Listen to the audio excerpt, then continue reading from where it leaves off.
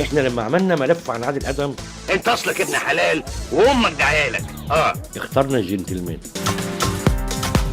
عسل الملك عدوي وحش الشاشه. سقفه كمان للدم. كنت لازم لما تروح اي دار تلاقي في المنظره 3 صور: صوره الرئيس جمال عبد الناصر والست ام كلثوم وصوره صالح سليم. انا من ساعه ما رجعت العزبه وانا حاسس ان في حد بيراقبني وبيعد عليا حركاتي وتصرفاتي. توحه كل ما عندي يما يقول لي ما كانش كده تبعك يا غزال. كالوكا حاله انسانيه كمان. انا ترعرعت في بيت صفصاع. لما نقول الاستاذ يا سلام، انا المدير. ايوه جيت. يبقى فؤاد المهندس. رجعتوا لي الامل من الاول. اصبح ضمن ايقونات الفن في مصر والعالم العربي في تاريخ الغنوه الوطنيه.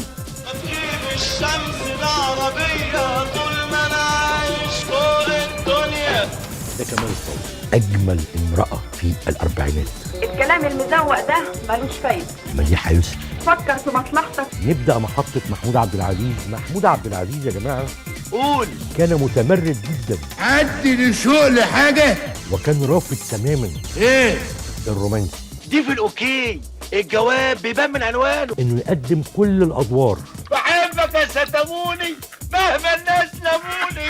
ناديه لطفي حاله عاوز تعرف عنواني؟ عظيمه جدا في حياتها. بس قولوا ملوم بالطاق وانا مالي. اختيارها لاسم ناديه لطفي تسبب في ازمه. صحيح. نجاة الصغيره الحمد لله على السلامة. ملكه الاحساس. عارفينك يا حب جريء. عصفور الجنه. خلينا من السكة دي على البر ما راكبية. شاديه. الفنانه شاديه تعرضت لازمه نفسيه شديده جدا. عيني عليا. حب حياه شاديه فريد الأطرش. وعد ومكتوب لي أحبك. ودي كان بقى المفاجاه. لما كان على بالي احبك. ما حدث في هذا اللقاء حب حياتها. مش قصدي.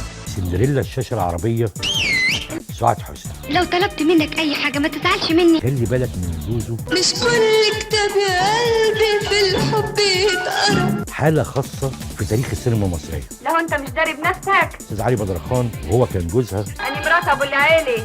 نجمه بحق وكمان متميزه. كدبني قدام اهل البلد.